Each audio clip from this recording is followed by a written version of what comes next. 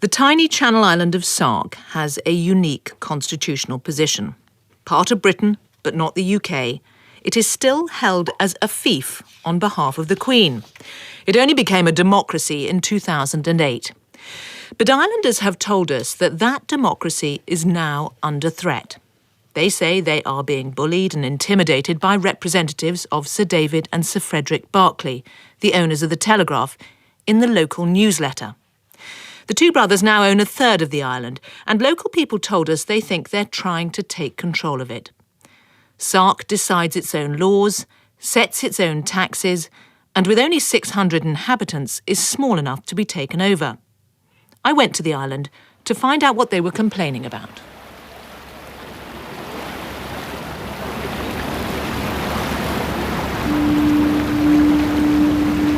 The only way to get to Sark is by boat. And as you arrive on the ferry from Guernsey, you see dark cliffs rising from the sea. A couple of miles across, it's a remote, magical place. But many people on the island are deeply unhappy. A few weeks ago, the island's only doctor resigned, and that prompted a demonstration, unheard of even during Sark's occupation during the war.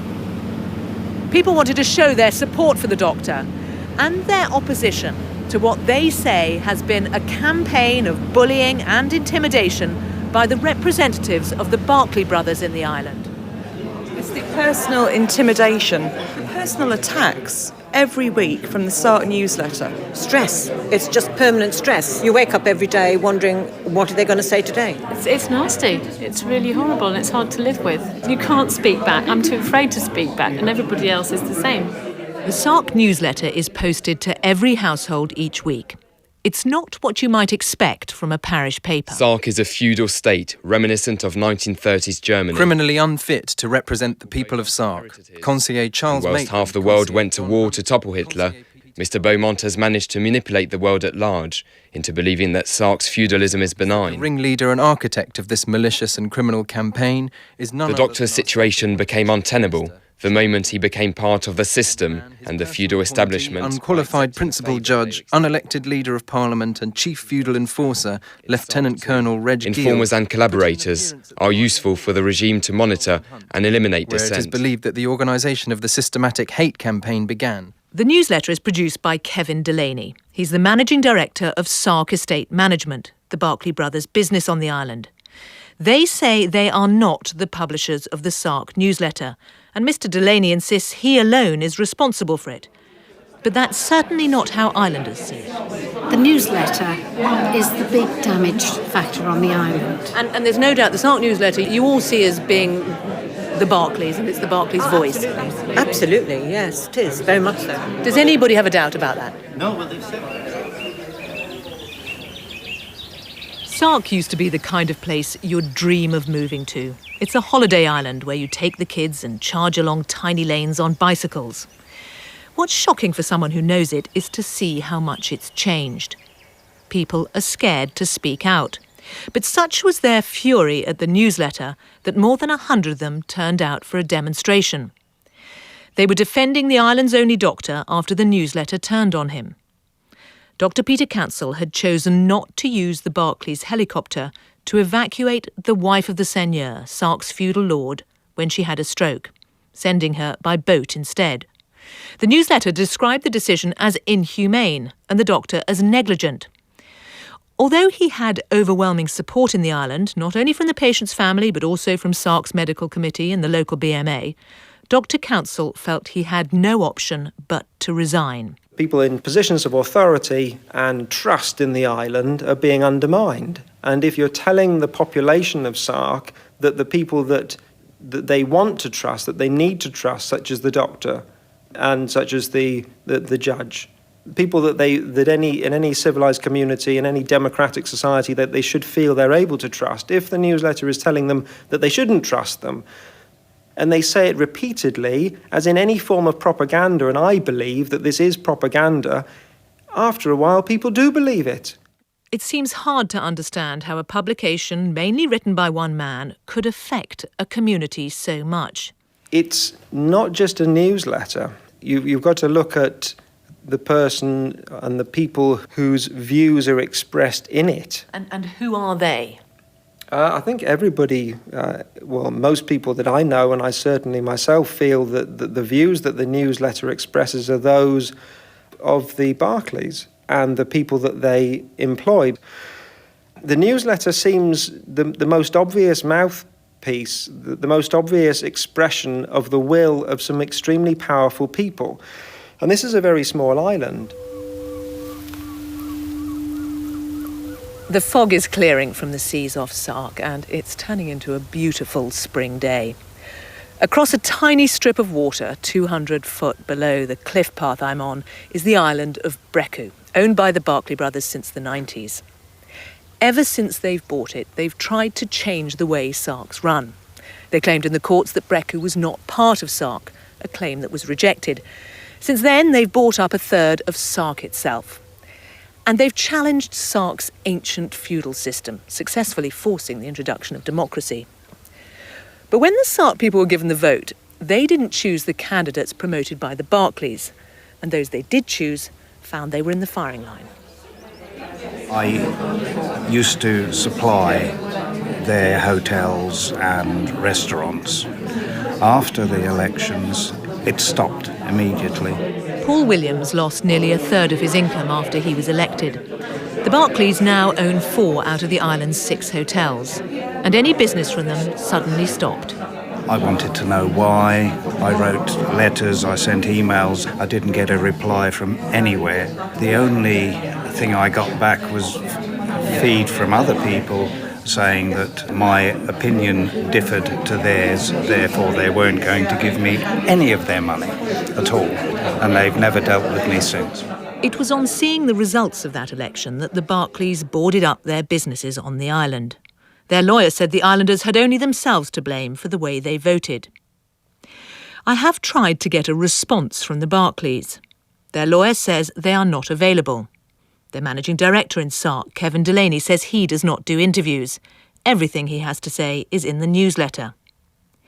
The only way of measuring support for the Barclays is from the election. More than 85% of the island turned out in that first election. Sark News, a now defunct paper similar in style to the current newsletter and published by a Barclay company, Barclay Developments, listed 12 people who it said would be dangerous to the island. 9 of them were elected. I could only find a couple of people who said they supported the Barclays, and nobody would speak on the record. There were others who said they appreciated the money they spent in an island where employment is hard to come by. The Barclays brought democracy to Sark, but their legal action didn't end there. If they don't like the law, they petition it. Charles Maitland chairs the most powerful committee in Sark's mini-parliament, the Chief Pleas.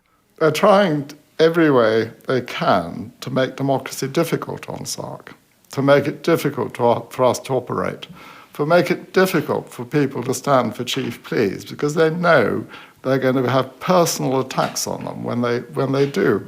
There's no middle ground on Sark. You're either for them or they treat you as against them. The Barclays have spent a fortune challenging different parts of Sark's constitution over the years. Their man, Kevin Delaney, reckons the UK government has spent over £1 million defending it. They argue it is still overly influenced by the feudal lord, the seigneur Michael Beaumont.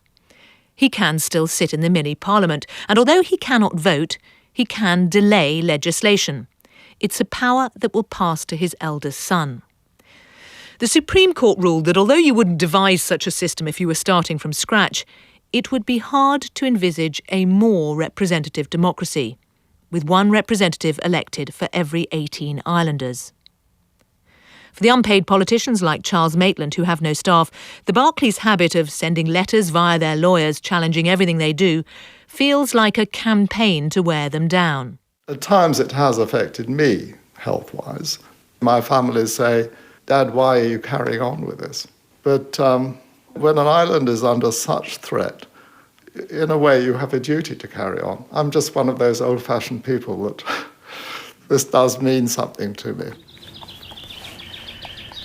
Sark feels otherworldly. There are no cars, no pavements or tarmac, only dusty roads, bicycles, horses and carts, and a fair few tractors. There aren't even any streetlights.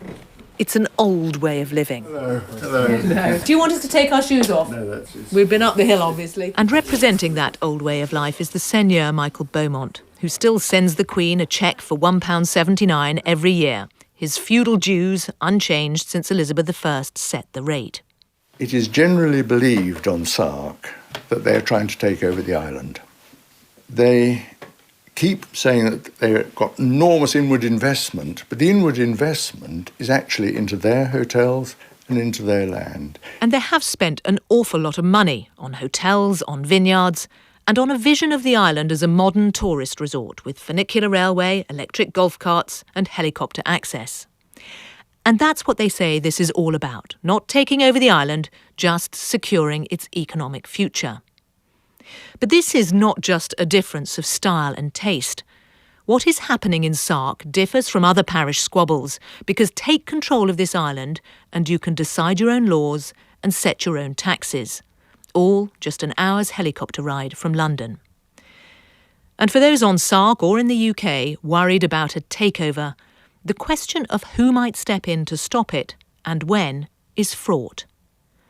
The Barclay brothers own Britain's biggest-selling broadsheet newspaper. Sark is ultimately owned by the Queen, who can only act through her government. It is a unique situation, and one of which the Queen is aware. She knows exactly what's going on, and her private secretary's been here to, see what's going on, and she's very well informed. And what does she say about it? Well, she can't constitutionally actually say anything, really. She has to work through her ministers. It's unfortunate, but it seems that is the case, that she has to work through her ministers. Which bit of that is unfortunate? That she's not free to do what she wants? Yes, I think so, yes, absolutely. Would Sark feel safer if she was on their side defending them than the British government? Yes, I think they would, yes. Why? The government has singularly done nothing. We've kept appealing to them to sort of, for goodness sake, come and see what's going on, but, nothing's happened. I'm back on the ferry leaving Sark, and it's a reminder of just how isolated the island is. And although it is normally fiercely independent, the people there say they need outside help. Thank you for your attention. Well, as I said in that report, the Barclay brothers would not give us an interview, but their lawyer emailed us last night to say the allegations we put to them were unsupported by evidence and indeed false. The same lawyer said he separately acted for Kevin Delaney, the owner, publisher and editor of the Sark newsletter. He also denied the allegations and said people often complained to him that they felt intimidated and unable to speak out against the feudal establishment, and the newsletter was the only effective political opposition on the island. The Ministry of Justice also refused our interview request and gave us a statement saying Sark has its own elected democracy, is not part of the UK, and is not represented in the UK Parliament, although the Crown has ultimate responsibility to ensure good governance.